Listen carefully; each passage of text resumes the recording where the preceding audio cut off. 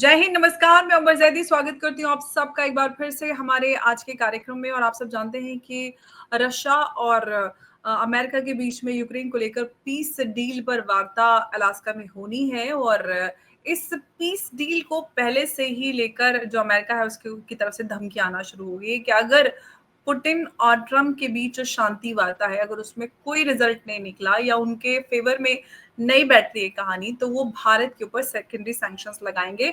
और आप ये सोच रहे होंगे कि मैं खुद से बोल रही हूँ, नहीं, ये मैं आपको दिखा देती हूँ। आदित्य राज कौल ने ये अपने एक्स हैंडल से ये खबर साझा की है कि यूएस ने इनिशियल टैरिफ्स इंडिया पर लगाने की जो वार्निंग है वो दी है, और कहा है कि अगर पुतिन और ट्रम्प के बीच में जो शांति वार्ता है उससे कुछ रिजल्ट नहीं निकले तो सेकेंडरी सैंक्शंस का सामना इंडिया को करना पड़ सकता है। तो इसी पे मैं उमेश जी से सवाल यहीं से शुरुआत करेंगे, बाकी इस चर्चा को आगे बढ़ाएंगे। सबसे पहले उमेश जी, बहुत बहुत स्वागत है आपका। जय हिंद, नमस्कार। जय सिया राम अंबर जी। जय सिया राम। उमेश जी, ये जो खबर आ रही है कि अमेरिका भारत को वार्न कर रहा है कि अगर Trump Putin piece talk fail हो जाती है, कोई नतीजा नहीं निकलता है, तो भारत को एडिशनल सेकेंडरी जो सैंक्शंस हैं उनका सामना करना पड़ेगा। और क्या कुछ बाकी बचाए जो ये करने का डरावा या धमकी दे रहे हैं? देखिए, अमेरिका हमेशा रशिया को सैंक्शंस के धमकी देता जा रहा है और बाइडेन एडमिनिस्ट्रेशन ने रशिया के ऊपर 25,000 जो सैंक्शंस है उन्होंने लगा दिया है। आज Russia is the most sanctioned economy in the world. उसके $300 बिलियन अमेरिका ने फ्रीज करके रखे हैं, स्विफ्ट पेमेंट सिस्टम से उसको बाहर कर दिया है। अब हम्म, जितने भी थ्रेट्स हैं वो काम नहीं कर रहे हैं। रशियन इकोनॉमी ग्रो कर रही है। अमेरिकन हम्म, इकोनॉमी जो सेकंड क्वार्टर में ग्रो कर रही थी, फर्स्ट क्वार्टर में रिसेशन में जा चुकी थी, वो भी नेगेटिव ग्रोथ हुआ है और आगे भी बताया जा रहा है कि उनका नेगेटिव ग्रोथ होने वाला है। यूरोपियन यूनियन है, वो भी एक तरह से नेगेटिव ग्रोथ में जा रहे हैं। अब अमेरिका के जो ये ट्रेजरी सेक्रेटरी है स्कॉट बेसेंट, इन्होंने बोल दिया है कि भारत के ऊपर हम सेकेंडरी सैंक्शंस लगा सकते हैं, बशर्त अगर कल जो टॉक्स है वो फेल होती है। तो कहीं ना कहीं ये एक तरह से थ्रेट रखना मेरे हिसाब से सही एटमॉस्फेयर नहीं हो रहा है, जिसमें रशिया को एक तरह से आप अगर थ्रेटन करोगे तो रशिया मानने वाला नहीं है। अब डोनाल्ड ट्रंप जब भी कोई धमकी देते हैं, आपने देखा उसका जो आंसर करते हैं वो पुतिन डायरेक्टली नहीं देते। उनके जो डेप्यूटी होते हैं मेडवेडेव, वो इनका एक तरह से वो आंसर करते हैं। जब उन्होंने डेड इकोनॉमी की बात की तो उन्होंने डेड हैंड की बात की, उन्होंने सबमरीन की बात की तो उन्होंने ऑप्शनिक की बात की। तो रेस्पॉन्स वैसा आ रहा है। तो कहीं ना कहीं ये जो एटमॉस्फेयर बना रहा है जिनसे में थ्रेट और कोर्शन कर रहे हैं और भारत को एक तरह से जो ब्लॉक पे रख रहे हैं कि चॉपिंग ब्लॉक पे, कि अगर हमने आपने डील नहीं की तो हम भारत के ऊपर और सैंक्शंस लगा देंगे। इसका मतलब ये है कि भारत के ऊपर सैंक्शंस लगने वाले हैं, क्योंकि इस एटमॉस्फेयर में रशिया तो कोई टॉक्स करेगा नहीं। आपको ये बता देता हूँ। सेकंड, इसके अंदर जेलेंस्की को नहीं बुलाया गया है। जेलेंस्की इससे बहुत खफा है और रशिया ने एक तरह से ऑफेंसिव इंक्रीज कर दिया है। वो वहां पे बमबारी और ज्यादा करने लग गया है यूक्रेन में और आगे बढ़ता जा रहा है। रशिया ने बोल दिया है कि हमें ईस्टर्न यूक्रेन चाहिए, वेस्टर्न यूक्रेन चाहे तो वो रख सकते हैं। यूक्रेन बोल रहा है कि हम 1 इंच भी नहीं देने वाले। तो कहीं ना कहीं ये डेडलॉक और ग्रिडलॉक हो चुका है। प्रधानमंत्री मोदी ने जेलेंस्की से जरूर बात की है, बट इतना भी भारत इसके अंदर कोई अहम रोल नहीं निभा सकता कि वो सीजफायर कर सकता है। भारत अपने इंटरेस्ट के हिसाब से बात किया, उन्होंने ऑप्टिक्स के लिए भी हो सकता है। तो कहीं ना कहीं मुझे ये लगता है कि कल जो टॉक्स होने वाली है, एक तरह से ग्रिडलॉक या कुछ ना कुछ वैसा निकलेगा, कुछ सकारात्मक मीटिंग नहीं निकलने वाली। दर्शक देखते हैं कि आगे क्या होता है। अब अमेरिका के जो स्कॉट बेसेंट है, उन्होंने जो धमकी दी है, उन्होंने ईयू को भी बोला है कि आप भारत के ऊपर सेकेंडरी सैंक्शन लगाइए, सिर्फ रशिया के ऊपर मत करिए। इससे क्या मतलब हो रहा है कि आप देख रहे हैं कि यूएस और ईयू साथ मिल आ रहे हैं और वो रशिया के ऊपर सैंक्शन लगाने की बात कर रहे हैं। और भी उसके अलावा ब्राजील, चाइना और इंडिया के ऊपर भी वो सैंक्शंस की बात कर रहे हैं। सो एक तरह से बन रहा है नाटो वर्सेस ब्रिक्स। तो मुझे ये लग रहा है it is becoming a conflict between global west versus global south. Global south को रिप्रेजेंट करेगा भारत, चाइना, रशिया और ब्राजील। और ब्राजील के जो प्रेसिडेंट है, उन्होंने बोला है कि हम एक ऑनलाइन मीटिंग करना चाहते हैं इमीडिएटली आफ्टर द मीट। तो एक तरह से अगर सैंक्शन जो भी इसके जाता है तो ये स्थिति एक डिफरेंट रूप ले रही है अंबर जी।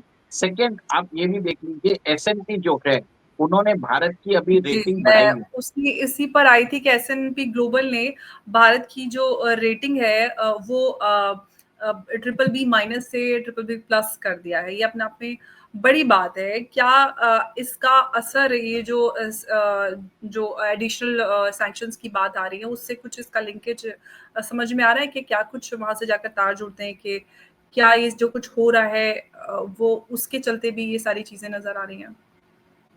देखिए, सबसे पहली बात ये है कि जो अमेरिकन एक्सपोर्ट्स है, इंडिया का जो अमेरिकन एक्सपोर्ट्स है, वो बहुत ही नेग्लिजिबल है। उसका जो परसेंटेज हमारी जो इकोनॉमी में है, वो शायद 0.2% है।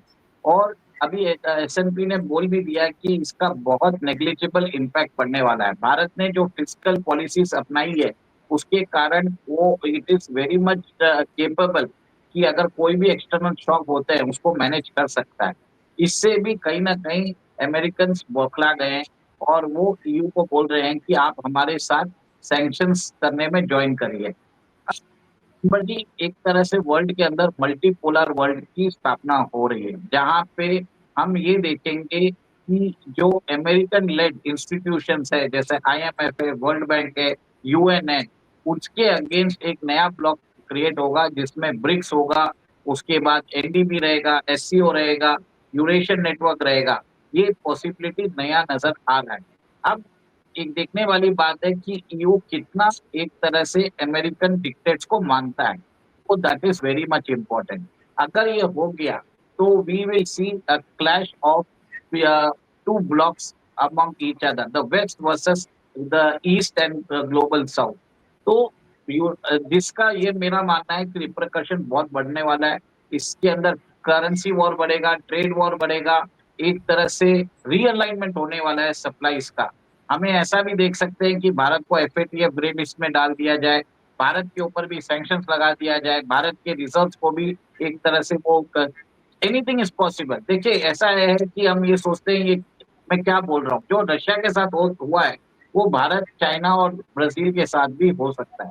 ट्रम्प वो ओवैसी दादागिरी कर मैंने सकते हैं। आरती जी के साथ एक चर्चा की थी, उसमें वो कह रही थी कि हमें ये सोचने की ज़रूरत है, हम एक हम्बल कंट्री है, हमें इंट्रोस्पेक्शन की ज़रूरत है कि हम कहाँ पे गलत हुए हैं, कहाँ पे हमारी फॉरेन पॉलिसी में गड़बड़ी हुई है। क्योंकि पाकिस्तान को प्रिविलेजेस मिल रहे हैं, लेकिन भारत के ऐसा क्या भारत ने गड़बड़ की है जिसकी वजह से ये कुछ हमें फेस करना पड़ रहा है? आपको लगता है कि कहीं पे कुछ भारत ने कोई ऐसी ऐसी कोई गड़बड़ की है, हम आतंकवाद में नहीं है, हम कहीं पे चोरी डाका नहीं डालते, हम कहीं पे बदमाशी नहीं करते, कहीं पे इनफैक्ट अमेरिका की एक बड़ी स्किल्ड जो वर्क फोर्स है हमारी, वो अमेरिकन इकोनॉमी में कंट्रीब्यूट करती है। बावजूद इसके ऐसी क्या भारत ने गड़बड़ी की है जो अभी हमें वो पब्लिक प्लेटफॉर्म पे या नहीं है या उसकी इंफॉर्मेशन नहीं है जिसकी वजह से यूएस इतना गुस्सा है? देखिए, अमेरिका हमने बहुत बड़ी गलती की है। हमने ट्रम्प को, जो पाकिस्तान ने किया है, ट्रम्प को खुदा पाकिस्तान मान लिया है। हमने ट्रम्प को तवज्जो नहीं दी। सेकंड, हमने अपना खुद का डिफेंस को स्ट्रॉन्ग किया है, डोमेस्टिक मेक इन इंडिया। हमने अपने नेचुरल रिसोर्सेज जो पाकिस्तान ने किए, बलूचिस्तान को बेच दिया यूएस को। हमने अपनी स्ट्रेटेजिक इकोनॉमी रखी है। तो कहीं ना कहीं हम जो बात कर रहे हैं, it is called self respect, sovereignty की बात कर रहे हैं। पाकिस्तान तो एक तरह से मर्सिनरी फोर्स हो चुका है, पाकिस्तान आर्मी। हम अपनी देश के लिए बात कर रहे हैं, वो पाकिस्तान आर्मी अमेरिकन इंटरेस्ट के लिए कर रही है। तो ये डिफरेंस हो रहा है। अब इसको हम हम्बलनेस बोले या सेल्फ रिस्पेक्ट बोले, मुझे नहीं समझ में आ रहा है। मेरे हिसाब से हमारी sovereignty is much more important then any other thing. कोई भी आदमी आके आपके ऊपर थूक दे और आप उसको एक तरह से आप उसको कुछ जवाब ना दो, ये तो हो ही नहीं सकता। भारत ने तो कुछ जवाब भी नहीं दिया। इनफैक्ट जो अमेरिकन इकोनॉमिस्ट है जेफरी शेक्स ने बोला है कि हमने India did well to stand against the lunatic crazy Trump. मतलब उन्होंने ऐसी भाषा यूज की है अपने ही राष्ट्रपति के अगेंस्ट। और उन्होंने ये भी बोला है कि भारत ने कोई सेकेंडरी सैंक्शन नहीं लगाया अमेरिका के ऊपर, काउंटर सैंक्शन नहीं लगाया। बहुत एक तरह से नपा तोला, एक तरह से अरेंजमेंट दिया है। इसके कारण ट्रम्प को भी लग रहा है कि भारत से बात करने की जरूरत है, और वो शायद यूएन जनरल असेंबली में अगर भारत के प्रधानमंत्री मोदी जी जाते हैं तो वहां पे वो बात कर सकते हैं। इनफैक्ट एक और एक न्यूज आ रही है कि अमेरिका भारत के साथ डिफेंस जो रेसिप्रोकल डिफेंस प्रोक्योरमेंट एग्रीमेंट वो साइन करना चाहता है। इसके कारण वो डायरेक्ट इंटीग्रेशन चाहता है American defence companies with India. तो ये सब बात और भी आ रही है। तो कहीं ना कहीं मुझे लगता है कि अमेरिका के अंदर एक नया थॉट प्रोसेस आ रहा है कि भारत को एलियनेट करके वो एक तरह से जो ब्रिक्स है उसको उन्होंने एक तरह से स्ट्रॉन्ग कर दिया है। तो कहीं ना कहीं अमेरिका अगर ये हो जाता है जिसमें अमेरिका भारत के ऊपर सेकेंडरी सैंक्शंस लगाता है, तो आप ये देखिए ब्रिक्स का जो पेमेंट नेटवर्क है वो 1 महीने के अंदर वो एक तरह से रेडी हो जाएगा, जिसमें हम देखेंगे कि जो भारत का यूपीआई है, रशिया का मीर है, ब्राजील का पिक्स है, और जो चाइना का सिप्स है, cross inter bank payment system, सबको इंटरलिंक कर दिया जाएगा, जिसमें हम ट्रेड डॉलर के बगैर करेंगे। Acceleration of de-Americanisation of the financial system वो चालू हो जाएगा। और इससे एक तरह से आप ये देखेंगे कि जो ब्रिक्स कंट्रीज है वो रिसोर्स रिच भी है, और आपको ये भी मालूम है कि ये दोनों एक तरह का मिल जाएं तो मार्केट भी इधर ही है, रिसोर्स रिच कंट्री भी इधर ही है। रशिया सबसे बड़ा bread basket of the world है। इंडिया भी ग्रेन एक्सचेंज के अंदर इंडिया का भी जो प्रोडक्शन है बहुत ज्यादा है। रशिया के पास फ्यूल है, ईरान के पास फ्यूल है, और इंडिया और चाइना दोनों एक बहुत बड़ा कंज्यूमर बेस है। जितने रिसोर्सेस है वो ब्रिक्स के अंदर है। आज ब्रिक्स के अंदर 33 नेशन है, और बताया जाता है कि अगले साल 2026 में Bharat will host the BRICS. तो कहीं ना कहीं भारत एक तरह से किंग मेकर एमर्ज होता हुआ नजर आ रहा है मुझे। और भारत ने भी क्या किया, जैसे अमेरिका सैंक्शंस की बात कर रहा है, भारत इमीडिएटली जो रूबल रूपी एग्रीमेंट है उसके ऊपर बात कर रहा है कि रशिया चाहे तो हमारे एब्सोल्युटली, बॉन्ड्स में। आरबीआई ने इस प्रोसेस को और फास्ट और इजी बना दिया है रशिया और इंडिया के बीच में जो रूपी रूबल ट्रांजैक्शन था। अब एक तरफ तो सैंक्शंस का सेकेंडरी सैंक्शंस तो लगाए हैं इंडिया पे, एडिशनल सैंक्शंस की बात हो रही है। उस सब के बीच में भारत जो है वो जो उसका फोकस है वो डगमगा नहीं रहा है। हम देख रहे हैं कि रशिया को लेकर इनफैक्ट जो रशिया है उसको भारत की धमकी दी जा रही है कि अगर पीस टॉक में कोई नतीजा पे नहीं पहुंची तो हम भारत के ऊपर एडिशनल सैंक्शंस लगा देंगे। तो कहीं ना कहीं भारत को एक बार्गेनिंग चिप की तरह इस्तेमाल कर रहा है अमेरिका रशिया के सामने। देखिए, उल्टा मेरे को लग रहा है कि भारत सबको प्ले कर रहा है। भारत रशिया के साथ एक तरह से उन्होंने अपनी डिप्लोमेसी चालू कर दी है। भारत ने चाइना के साथ टॉक्स चालू कर दिए। अमेरिका भारत के साथ टॉक्स करना चाहता है। वांग yi अभी आ रहे हैं अगस्त 18 को इंडिया आ रहे हैं। फिर जयशंकर साहब जा रहे हैं अगस्त 21 को सरगेई लावरोव को मीट करने। ये 15 तारीख की मीटिंग के बाद होने वाला है। और उसके बाद 30 तारीख को आप ये देखेंगे प्रधानमंत्री मोदी इसको समिट के लिए चाइना जाने वाले हैं। उससे पहले वो जापान जाने वाले हैं। तो कहीं ना कहीं भारत एक तरह से अपनी जो मिशन डिप्लोमेसी है अपने इंटरेस्ट के लिए कर रहा है। तो ये आप देख रहे हैं कि भारत एक तरह से Bharat is a king maker. Bharat जहां पे भी होगा वो पक्ष जीत जाएगा। ये बात अमेरिका के जो वॉर रूम्स में गेम्स में काम करते हैं, जो एनालिसिस करते हैं, उन्होंने बताया है कि आपने ट्रम्प की पॉलिसीज के कारण अमेरिका की सिक्योरिटी जो इंडो पैसिफिक में है वो खतरे में हो चुकी है। ट्रम्प ने एक तरह से चाइना को फ्री पास दे दिया है, और इसके कारण अमेरिका की सिक्योरिटी का एक जो कॉम्प्रोमाइज हो चुकी है। कहीं ना कहीं आप देखें कि क्वाड से भारत निकल चुका है। भारत को कोई इंटरेस्ट भी नहीं है, बातचीत भी नहीं कर रहे हम लोग क्वाड के बारे में। डोनाल्ड ट्रम्प की जो कथित भारत यात्रा है वो तो अभी गड्ढे में जा चुकी है। भारत ने उसके ऊपर उनको बुलाया भी नहीं है, ना उनके ऊपर कुछ किया है। हमारे और उनके बीच में रिलेशंस बहुत स्लो, एक तरह से कोल्ड हो चुके हैं। अब ऐसी बात है कि अमेरिका के जो ट्रेड रिप्रेजेंटेटिव है वो बोलता है भारत मानता भी नहीं है बात। भारत को बहुत हमारी विशेष की उसको कोई परवाह ही नहीं है। भारत ने तो क्लियर कट बोल दिया है हमारा एग्रीकल्चर मार्केट आपको नहीं मिलेगा, डेयरी मार्केट नहीं मिलेगा, हम आपके जीएम स्मिट्स जेनेटिकली मॉडिफाइड सीड्स हम नहीं लेने वाले, हम कुछ नहीं करने वाले। आपको जो करना है कर लीजिए, 50 नहीं 5000% लगा दीजिए। और भारत के प्रधानमंत्री ने भी बोल दिया कि मैं अपने देश के फार्मर्स के इंटरेस्ट के लिए मैं कॉम्प्रोमाइज नहीं करूंगा। अब देश के अंदर ये बात भी हो रही है कि बहुत सारे जो अमेरिकन इंडियंस है वो भी ट्रम्प के अगेंस्ट हो चुके हैं। और बताया जाता है कि स्विंग स्टेट्स में भारतीय ने रिपब्लिकन्स को वोट किया है, वो अब अपने डिसीजन से पछता रहे हैं और मिड टर्म के अंदर वो डेमोक्रेट्स को वोट करेंगे। तो कहीं न कहीं रिपब्लिकन्स के अंदर भी ट्रम्प की जो रेटिंग है नीचे जाती जा रही है। अमेरिका में नाइके, एडिडास और बहुत सारे जो स्टोर्स हैं उन्होंने अपने दाम बढ़ाना चालू कर दिया है।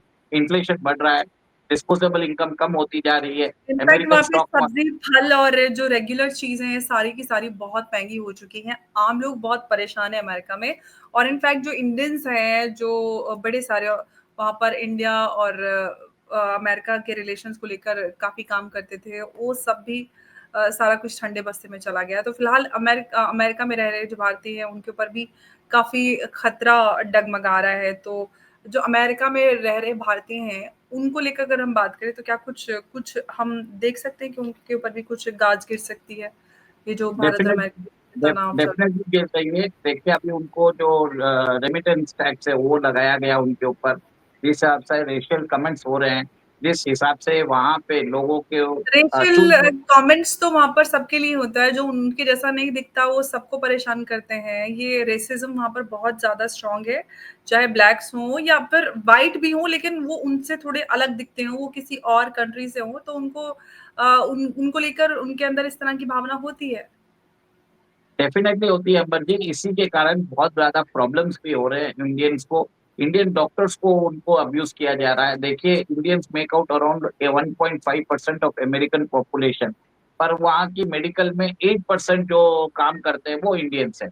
तो उसके बावजूद भी आपने वहाँ पे उमेश जी, सॉरी आपकी बात कट रही है। एक डॉक्टर मुक्तेदर खान ने एक वाकया सुनाया था कि इंडियन एक डॉक्टर थे, वो ड्यूटी से अर्ली मॉर्निंग वापस आ रहे थे करके, और पुलिस ने उनको चेक करने के लिए रोका और उन्होंने अपना डैशबोर्ड से अपना आईडी कार्ड या कुछ वो निकालने के लिए हाथ बढ़ाया और उनको पुलिस ने मार दिया था। बिना देखे और बिना कुछ ये कि वो क्या है, वो कौन है, पहले ही उनको वहीं पे मार दिया। तो इस तरह की चीज़ें अमेरिका में बड़ी सारी होती हैं। अमेरिका को लोग ऐसा दिखाते हैं कि अमेरिका एकदम परफेक्ट वर्ल्ड है, वहाँ पर कोई परेशानी नहीं है, वहाँ पर जाके देखिए नशे की कितनी बड़ी समस्या है। आप वॉशिंगटन डीसी, न्यूयॉर्क, एलए, वहाँ पर इतना ज़्यादा क्राइम है, इतनी गंदगी है। डीसी का अ, एक 3/4 जो डीसी है वो पूरा का पूरा बहुत गंदा और बहुत खराब है। एक हिस्सा कह सकते हैं कि थोड़ा-सा ठीक है, अदरवाइज़ वहाँ पर बहुत प्रॉब्लम्स हैं। नशा, गंदगी, क्राइम और गन कल्चर तो आपको पता ही है कि ओपन क्या कुछ चीज़ें होती हैं। लेकिन वही है कि अमेरिका को हमारे यहाँ इतना ज़्यादा ऐसा दिखाया गया उसको कि बिल्कुल आउट ऑफ द वर्ल्ड है, सबसे अलग है। तो इस सब के बीच में लोगों के बीच में आप ये जो समस्या की बात करें, अभी यूएनजीए मीट के लिए प्रधानमंत्री मोदी जाने वाले, उम्मीद ये हो रही थी कि उससे पहले शायद कुछ रास्ता निकल आएगा, लेकिन अब तो सारा कुछ निर्भर करता है जो अलास्का में पीस टॉक होने वाली है, उससे ही रास्ता खुलता नज़र आता है कि शायद कुछ शिफ्ट आए। देखिए अगर अलास्का में अगर वो कोई शिफ्ट नहीं आता है, तो आप हुँ, सोचिए अमेरिका बर्बादी के ऊपर जा रहा है। उसके $38 ट्रिलियन का उसका डेब्ट आ चुका है और कहीं न कहीं वो उसको फाइनेंस नहीं कर पाएगा। आप ये देखेंगे लॉक, स्टॉक एंड बैरल लोग अपना यूएसडीटी जो ट्रेज़री बॉन्ड्स है, उसकी सेलिंग आ जाएगी। वर्ल्ड मार्केट्स में एक तरह से टेम्परेरी एक तरह से बहुत बड़ा एक बोलते हैं करेक्शन हो सकता है और उसके फाइनेंशियल रिperकशन बहुत होने वाले हैं। तो कहीं न कहीं ये जो कल का टॉक्स है, it is like a Bretton Woods movement of the financial sector. तो ये नींव रखेगा कि आइदर ये कंटिन्यूटी रहेगा या नया जो मॉनेटरी सिस्टम है वो बनेगा, वो देखने वाली बात है। मेरा ये मानना है।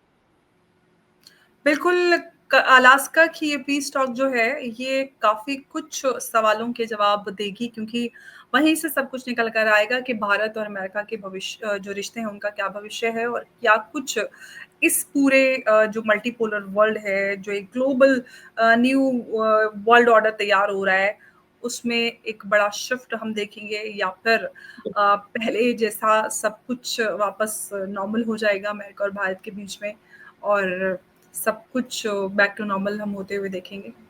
ये सब कुछ अलास्का की पीस टॉक के बाद ही पता चलेगा। उमेश जी, बहुत-बहुत धन्यवाद आपका हमारे साथ आज की इस चर्चा में जुड़ने के लिए। नमस्कार, जय हिंद, जय भारत। जय सिया राम। जय सिया राम उमेश।